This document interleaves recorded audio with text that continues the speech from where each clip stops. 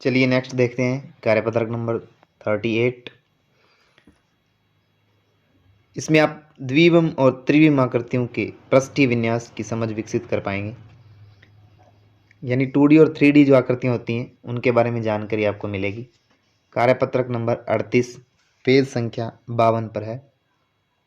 पहला प्रश्न दिया हुआ है, नीचे दी गई आकृतियों को समझकर तालिका भरें। तो इधर कुछ आकृतियाँ दी हुई हैं, उनके सामने ये तालिका है, इसको आपको भरना है। जैसे पहली जो आकृति है वो त्रिभुज की जैसी है, तो भुजाओं की संख्या कितनी है, कोणों की संख्या कितनी है और आकृति का नाम क्या है वो आपको बताना है। तो भुजाओं की संख्या देखिए, त्रिभुज है, त्रिभुज में 1 2 3 भुजाएं होती हैं, भुजाओं की संख्या 3। कोणे कितने होते हैं, 1 2 3। त्रिभुज में 3 कोणे या शीर्ष होते हैं और इस आकृति का क्या नाम है, इस आकृति का नाम है त्रिभुज।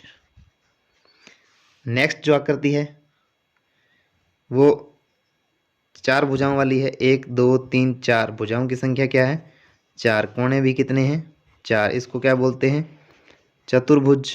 क्या बोलते हैं, चतुर्भुज।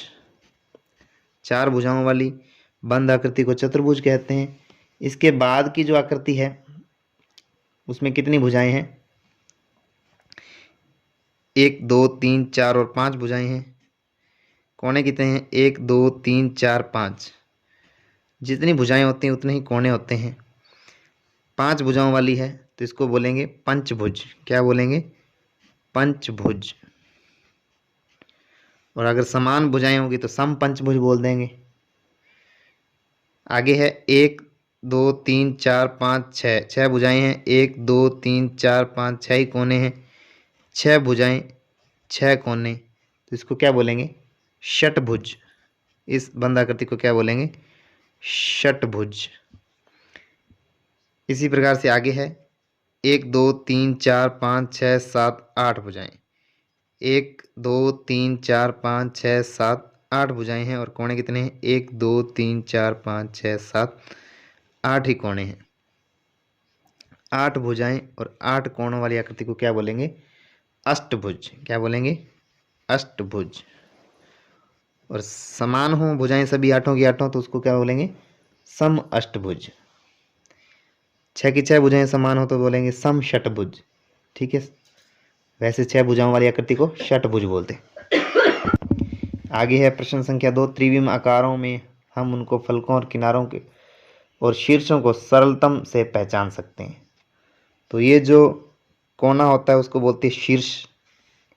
ठीक है, ये जो सामने फेज होता है इसको फलक बोलते हैं और ये जो हैं ये आपके क्या हैं, किनारे हैं। तो इनको देखते हुए आपको ये तालिका भरनी है। कुछ आकृतियाँ आपको दी हुई हैं, इनमें मैंने भर दी हैं, आप यहाँ से देख सकते हैं। पहले है घन, फिर है घनाभ, फिर है बेलन, फिर है आपका गोला और ये है आपका शंकु। देखिए फलक, समतल और चक्र यानी वक्राकार कर्व सरफेस कितनी है, घुमावदार सरफेस। यह समतल सरफेस, समतल फलक कितने हैं। एक जो घन होता है उसमें 6 वर्गाकार फलक होते हैं, 6। 1 2, एक उसके पीछे 3, एक इधर 4, एक नीचे 5 और एक ऊपर 6। इसी प्रकार से घनाभ में भी कितने होते हैं, 6 होते हैं। अब घन की बात करें तो 6 तो समतल पृष्ठ होते हैं। कर्व सरफेस, घुमावदार सरफेस कोई नहीं होती, तो घुमावदार सरफेस यहाँ 0 लिख दी। किनारे देख लेंगे, किनारे गिनेंगे आप तो यहाँ किनारे आपको मिलेंगे 12। 1 2 3 4, इस प्रकार से आप गिनेंगे 5 6 7 9 9, एक इधर 10, पीछे की तरफ 2 और रह गए 11 12। इनको गिनेंगे तो आपको 12 किनारे मिलेंगे। कर्व घुमावदार किनारा कोई है नहीं इसमें, 0। शीर्ष यानी कोने कितने हैं, 8 कोने हैं।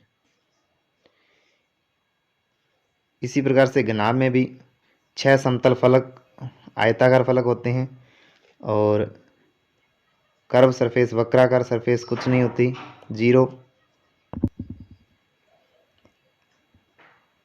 और किनारे आपके सीधे किनारे 12 होते हैं, घुमावदार किनारा कोई भी नहीं होता है। घन और घनाभ में सेम ही रहते हैं। 8 ही शीर्ष होते हैं। आप जैसे अपने कमरे में देख सकते हैं कितने कोने हैं और गिन लीजिए।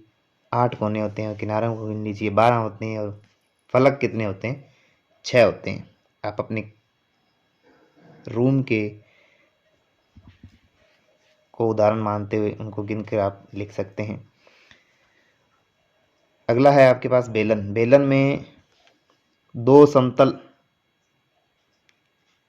ये वाला और ये वाला, दो समतल फलक होते हैं और एक कर्व वक्राकार पृष्ठ होता है। ये घुमावदार एक वक्राकार पृष्ठ होता है और सीधे किनारे इसमें कोई नहीं होते और दो वृत्ताकार किनारे होते हैं, यानी चक्राकार किनारे होते हैं, वक्र किनारे होते हैं दो। शीर्ष इसमें कोणा कोई भी नहीं होता है, 0 कोणे होते हैं। इसी प्रकार से गोला है, गोले में भी समतल पृष्ठ कोई नहीं होता है, 0। कर्व सरफेस एक होती है, घुमावदार सरफेस होती है। सीधा किनारा कोई नहीं होता है इसके अंदर, ना ही कोई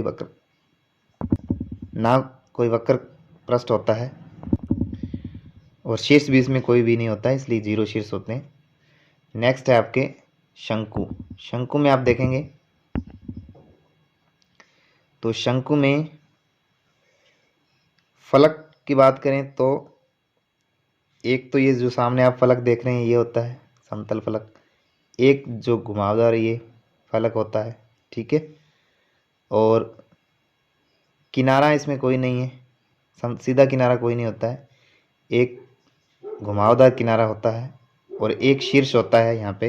ये देखिए एक शीर्ष है यहाँ। इसी के साथ कार्यपत्रक 38 नंबर होता है कंप्लीट। नेक्स्ट आपके कार्यपत्रक नंबर 39।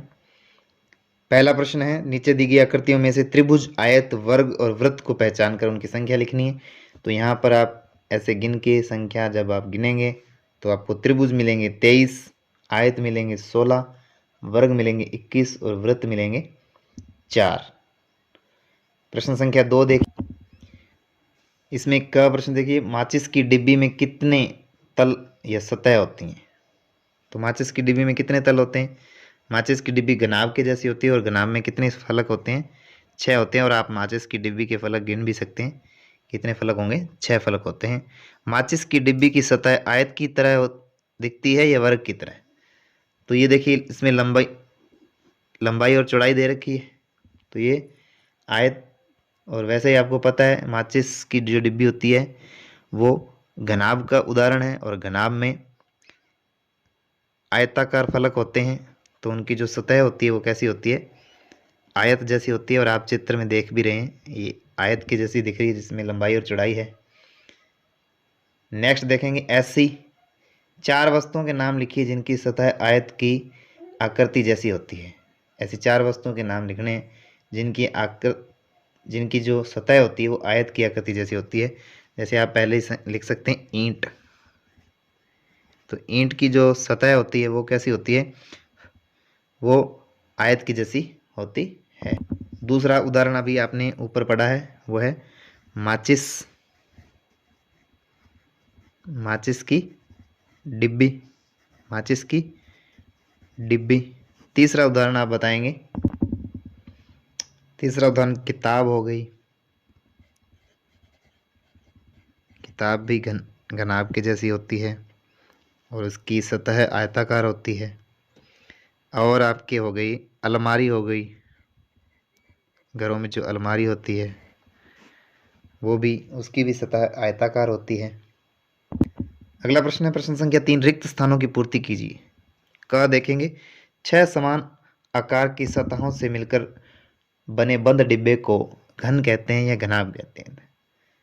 तो 6 समान आकार की हैं तो उसको क्या बोलेंगे? घन बोलेंगे। 6 समान यानी वर्ग जैसी होती हैं तो उसको घन कहते हैं। ईंट की सतह आयत जैसी होती है, वर्ग जैसी होती है? अभी अपने पढ़ के आए हैं, ईंट की सतह आयत जैसी होती है। एक घनाभ में कितने आयत होते हैं? तो एक घनाभ में 6 आयताकार फलक होते हैं, तो 6 हो जाएगा इसका उत्तर।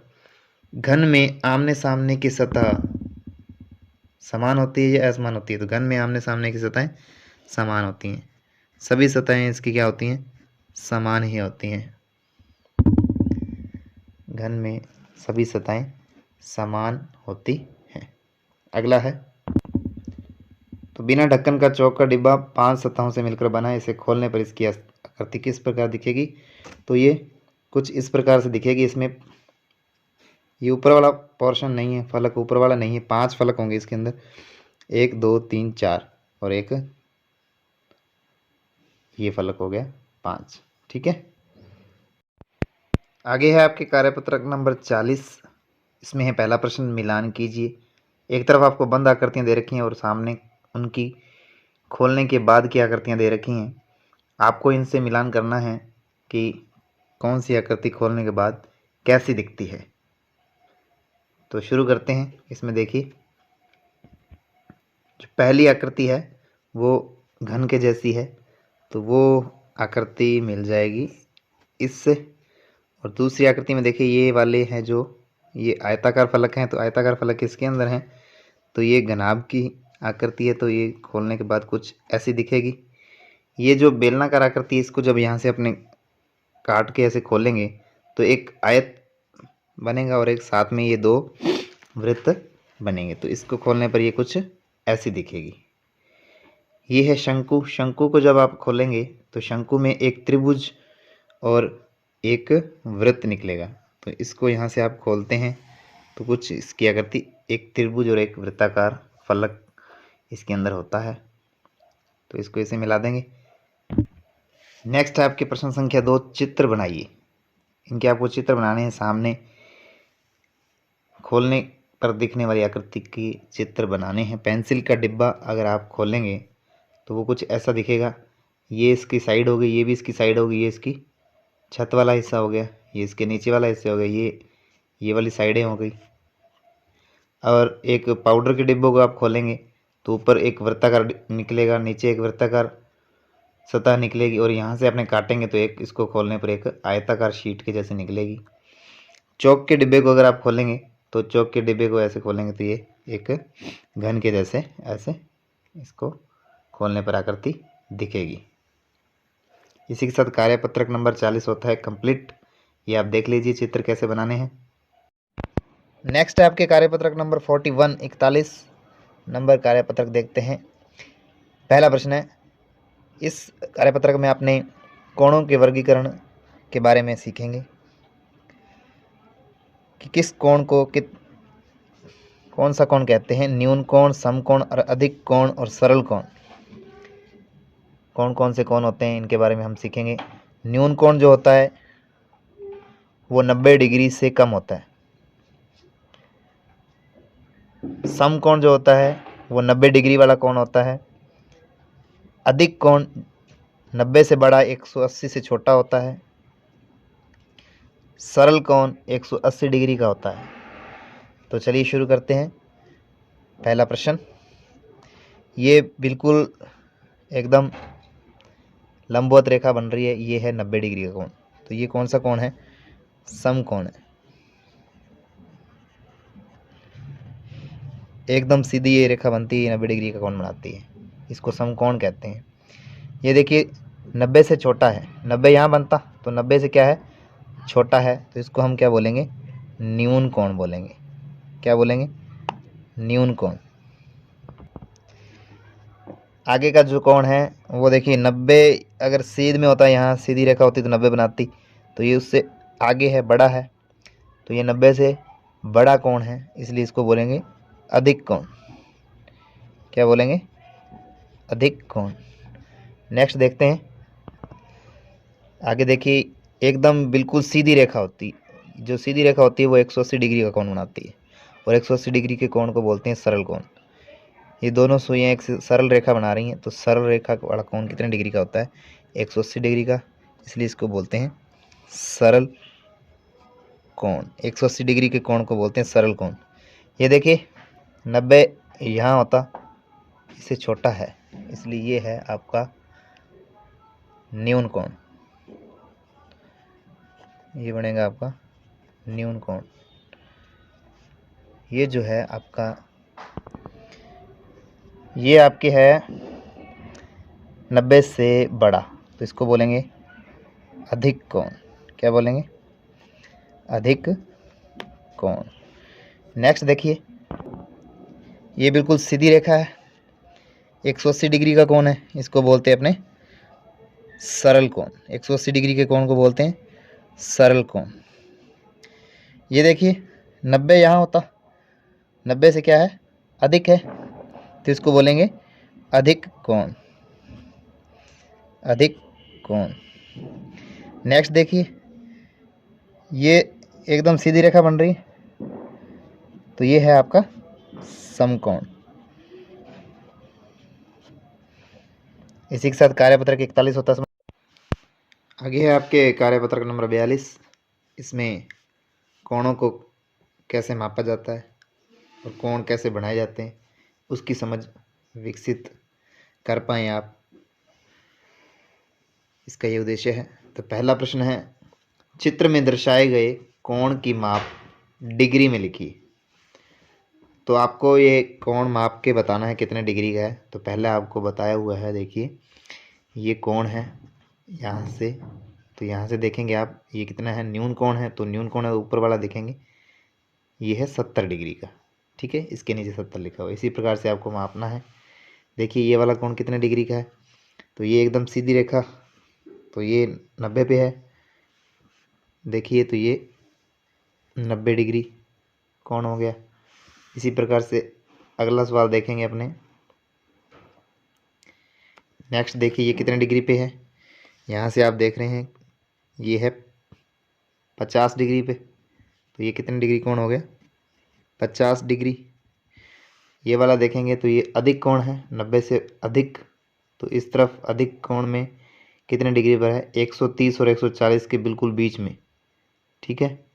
और ये काउंट करें तो आप 130 के बाद 31, 32, 33, 34 और 35, तो ये है 135 डिग्री, 135 डिग्री है।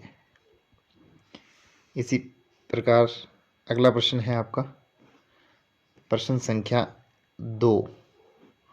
इसमें विचांदे की सहायता से निम्नलिखित कोणों को मापकर उनकी माप डिग्री में लिखनी है। इन कोणों को आपको मापना है चंदे की सहायता से और इनके कोणों की माप लिखनी है। एक चंदा ले लेना है आपको, डी जिसे आप बोलते हैं। तो यहाँ से आप मापेंगे तो ये देखिए कितनी डिग्री है, तो ये है न्यून कोण और ये है 60 डिग्री। तो ये कितनी डिग्री का है? ये है आपका 60 डिग्री का। सेकंड वाला मापेंगे तो सेकंड है आपके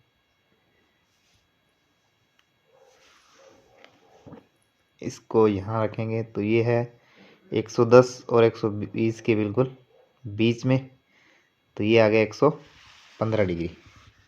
ये है 115 डिग्री। यहाँ से ये कोण मापें तो दिख रहा है 90 डिग्री है, समकोण है, ठीक है। ये है 90 डिग्री समकोण। नेक्स्ट देखेंगे आपने तीसरा प्रश्न, दिए गए कोणों को चंदे की सहायता से बनाइए। तो इन कोणों को आपको बनाना है। यहाँ पर कोण बनाने हैं आपको। पहला कोण है 40 डिग्री का, तो यहाँ चंदे को रखेंगे, इस जो सेंटर में पॉइंट दिया हुआ है इसको यहाँ रखेंगे, बिल्कुल सेंटर में रखते हुए लाइन के ऊपर लाइन, और 40 देखना है। न्यून कोण होता है तो इधर से इस लाइन से शुरू हो रहे हैं, तो 0, 10, 20, 30, 40, तो 40 की सीध में एक पॉइंट लगा देंगे यहाँ पर। अब इस पॉइंट को इस पॉइंट से मिला देंगे। ये पॉइंट्स हमने मिला दिए हैं और ये जो कोण मिला है ये अपने को कितने डिग्री का मिला है? 40 डिग्री। इसी प्रकार से 75 डिग्री बनाना है, तो 75 डिग्री का सेम वैसे ही बनाना है। इस तरफ पॉइंट दिए, इस तरफ बनाएंगे अपने, इस साइड से ले लेते हैं, इस पॉइंट को अपने रख देंगे इसके ऊपर बिल्कुल सेंटर में, लाइन के ऊपर लाइन होनी चाहिए, बिल्कुल सेंटर में पॉइंट ले लिया है 75 डिग्री। तो वो 90 से छोटा होगा, न्यून कोण होगा 70 और 80 के बिल्कुल बीच में, 70 और 80 के बिल्कुल बीच में 5 नंबर पे ये रहा 75 डिग्री। इस पॉइंट को अपने मिला देंगे, ठीक है। तो इस पॉइंट को अपने मिलाएंगे तो ये आ जाएगा अपने पास 75 डिग्री। नेक्स्ट अपने बनाएंगे 100 डिग्री का। 100 डिग्री का 90 से बड़ा होता है, अधिक कोण होता है, 90 से 180 के बीच के कोण जो होते हैं वो अधिक कोण होते हैं, 0 से बड़े और 90 से छोटे होते हैं वो न्यून कोण होते हैं, और 180 डिग्री वाले को सरल कोण कहते हैं। तो इस तरफ से बनाना है आपको। ये पॉइंट रख दिया हमने सेंटर पे 100 डिग्री, तो वो 90 से बड़ा, 90 और 90 से इधर वाला 100, इधर भी लिखा 100 लेकिन इधर तो न्यून कोण हो जाते हैं, इधर ये 100 नहीं है, इधर 80 है, तो 90 से अधिक इस तरफ। तो यहाँ पॉइंट लगाएंगे 100 के ऊपर, इसको यहाँ से अपने मिला देंगे तो ये अपने पास आ जाएगा 100 डिग्री। तो ये अपने पास कितने डिग्री आ गया, 100 डिग्री का। ठीक है, इसी के साथ कार्यपत्रक 42 होता है यही समाप्त।